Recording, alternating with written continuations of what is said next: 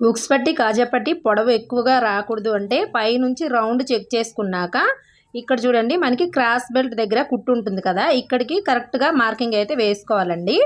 తర్వాత వచ్చేసి ఇక్కడ నుంచి ఏ సైజు వరకైనా సరే ఖర్చుల కోసము 1.5 ఇంచు అయితే ఎక్స్ట్రాగా తీసుకోవాలి, చిన్న సైజ్ అయినా పెద్ద సైజ్ అయినా.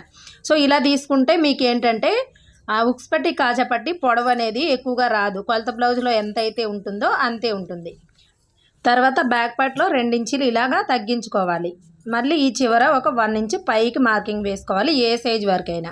ఇక్కడ బ్యాక్ పార్ట్ కంటే మనము ఫ్రంట్ పార్ట్లో 2 ఇంచులు తగ్గించుకున్నాం కదా, ఈ పొడవు అయితే మనకి కరెక్ట్గా ఈ సైజు వరకు సరిపోతుందండి.